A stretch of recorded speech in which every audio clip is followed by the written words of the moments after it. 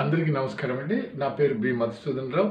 నేను Sri Kavya all departmental exams coaching centre Nizamabad నుంచి మాట్లాడుతున్నానండి. నేను తెలంగాణ అండ్ ఏపీ సర్కిల్లో ఉన్నటువంటి పోస్టల్ డిపార్ట్మెంట్ ఉద్యోగస్తులందరికీ కూడా చిరపరిచితుండేనండి. మన ఇన్స్టిట్యూట్ ద్వారా online offline classes material supply చేయడం ద్వారా అన్ని డివిజన్స్లో కూడా 2 సర్కిల్స్లో కూడా సక్సెస్ అయిన క్యాండిడేట్స్ పనిచేస్తూ ఉన్నారండి. మెటీరియల్ తెప్పించుకున్నటువంటి వాళ్ళు కూడా చాలామంది ఉన్నారు. అయితే ఎస్పెషల్లీ చాలామంది నాకు ఫోన్ చేసి ఈ మధ్య మేము కొత్తగా డిపార్ట్మెంటల్ పోస్ట్కు అబ్జర్వ్ అయినాం సార్, కొత్త వాళ్ళేని కాదండి పాత వాళ్ళు కూడా, ఎలా మనకు రూల్స్ అవన్నీ ఉంటాయంటే టోటల్గా రూల్స్ అన్నిటిని డిస్కస్ చేయాలంటే it will take so much of time అండి. బ్రీఫ్గా ఏంటంటే మనకి ఇచ్చినటువంటి విధి నిర్వహణ whatever the duties assigned either MTS or postmen or PA అండి, in the RMS also mail guard or sorting assistant, ఏదైనా సరే మనకి ఇచ్చినటువంటి డ్యూటీని we have to perform with utmost care అండి. ఏదైనా చాలా జాగ్రత్తగా తీసుకుంటూ దేంట్లోనూ మనం అనవసరమైనటువంటి వాటిలో ఇన్వాల్వ్ కాకుండా మనకి ఏదైతే అలర్ట్ చేశారో ఆ డ్యూటీని సక్రమంగా చేసుకుంటూ పోవాలండి. అప్పుడే మనకు అంటే డిపార్ట్మెంట్లో ఎటువంటి మచ్చ లేకుండా మన సర్వీస్ని కొనసాగించగలుగుతామండి.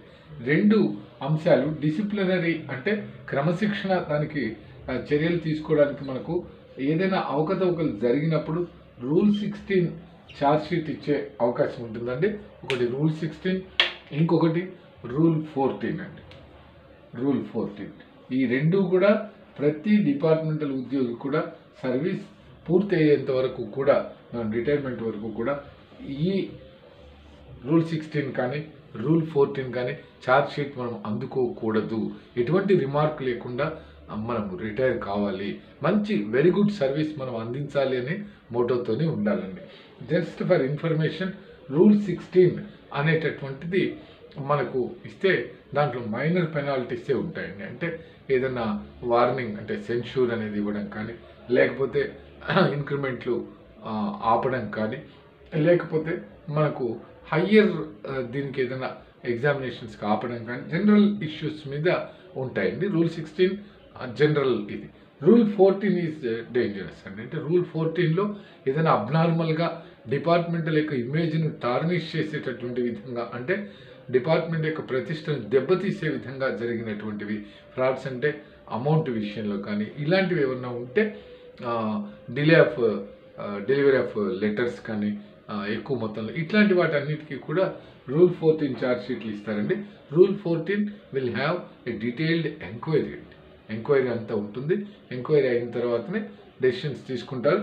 There is every possibility of ensuing major penalties అండి. రూల్ 14లో తప్పనిసరిగా మేజర్ పెనాల్టీస్ ఎక్కువగా ఉంటాయండి.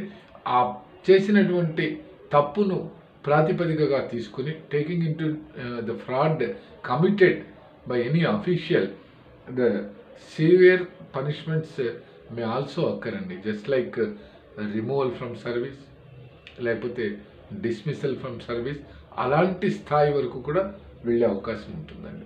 ఎవరికి కూడా అలాంటిది రావద్దు. మనము డిపార్ట్మెంట్లో చక్కగా పనిచేయాలి. నన్ను అందరూ అడుగుతున్నారు, అంటే రూల్ 16 ఏంటి సార్, రూల్ 14.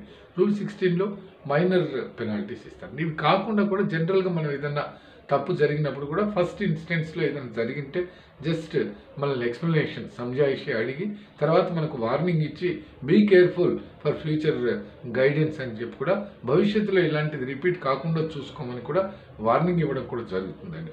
ఇక అది కానప్పుడు మనకు తప్పు అనేది స్పష్టంగా అక్కడ తెలుస్తున్నప్పుడు కావాలని ఎవరు చేయరండి. ఒక్కొక్కసారి అనుకోకుండా కూడా ఇదవుతాం. రూల్ 16 ఇస్తే మైనర్ పెనాల్టీస్ ఉంటాయండి.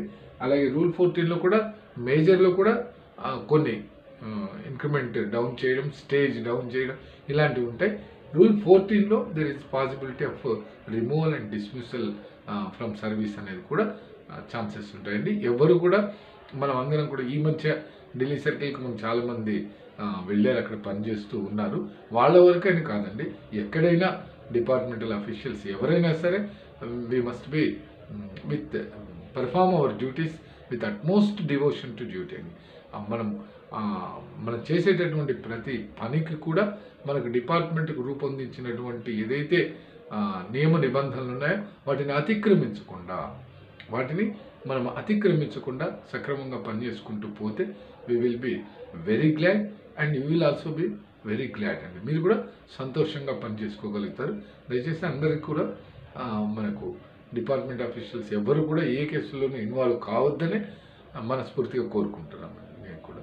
ఎందుకంటే మనం that is our primary duty కనుక. జస్ట్ ఇదండి. ఇంకోసారి అవకాశం వచ్చినప్పుడు what is rule 16, what is rule 14, how they will deal అనేది మీకు ఒకసారి డీటెయిల్గా చెప్తానండి. Only for information. మీరు దాంట్లో ఇన్వాల్వ్ కావాలని కాదు, ఇన్వాల్వ్ కాకూడదనే కోరుకోవాలి. ఓకేనండి. థ్యాంక్ యూ అండి. మరో వీడియోలో కలుస్తాం.